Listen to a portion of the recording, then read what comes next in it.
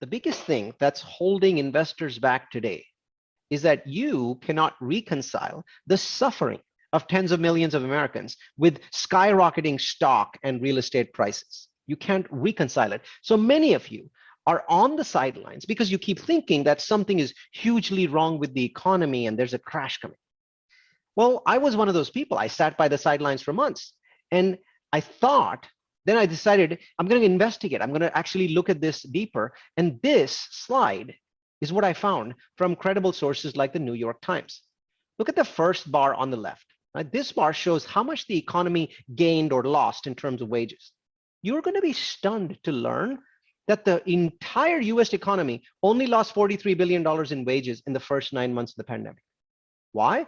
Because income inequality in the US economy is so high that the people who have the ultra low paying service jobs are actually only a tiny fraction of the economy in terms of raw dollars, right? So still $43 billion lost, still a lot of money, but there were gains. The second bar shows the unemployment benefits that came in from the CARES Act. These benefits were 25 times higher than the same period in 2019, right? I say again, 25 times higher. A total of $500 billion was added into the economy just through the unemployment clause of the CARES Act. And that doesn't even include the $1,200 stimulus checks, and then the $600 stimulus checks, and then the $1,400 stimulus checks. This is just the first CARES Act, right? That added another $276 billion. Income from businesses actually didn't decline. Now, it would have actually declined a lot if it hadn't been for the PPP program, EIDL program, rent relief programs. There was a lot of money thrown out. But most importantly, it didn't go down, right? How many of you would have thought that until you saw this graph? Then there were a bunch of other stimulus items that were added to the economy through state and local government grants, about $265 billion. The bottom line is actually pretty shocking. Compared to the same period in 2019, Americans actually had $1 trillion more in disposable income. I wish I could say that the trillion went to those that were in tremendous pain, but we know that's not true. A lot of it went into the pockets of those who didn't need it, people like me, right? But hey, it's money. And those that had more spent more, especially on big ticket items like Teslas and Tesla stocks and other stocks and real estate. So now you're beginning to understand why real estate and stocks are booming today, right? But income is only one half of this story. The big changes in 2020 also took place on the other side of the ledger, which is spending, right? Let me be blunt. COVID scared the shit out of people. And when people are scared, they spend less. Here, you can see that they spend $60 billion more on work chairs and gym equipment and monitors and webcams. They also spent $39 billion more on food and on alcohol.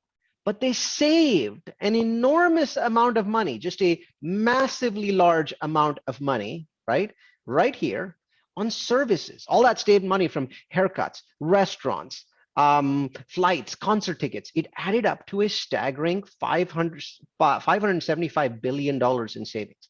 Americans also saved $59 billion in interest payments from ultra low interest rates. Thank you, Federal Reserve. Bottom line, Americans actually spend a total of $535 billion less than they did in the same time frame in 2019. Who would have thunk it? Let me click on this. There we go. In summary, this combo of $1 trillion in higher income and $500 billion in lower spending, it pushed Americans' savings rate through the roof. From March through November, America's savings were a staggering $1.5 trillion higher than in 2019. That was an increase of 173%. Normally, the savings rate stays in a narrowed range, around 7% before the pandemic. It spiked all the way to 33.7% in April, its highest level ever. So even as millions of Americans faced great financial hardship, Americans in the aggregate together were building savings at a shocking rate. And the savings, they had to go somewhere. But where? Well, money under the mattress was one option, right? And sure enough, currency in circulation, it spiked by 260 billion. Deposits in commercial banks also way up by 19%. But for those of us that were a little more comfortable with risk, there was investing in stocks.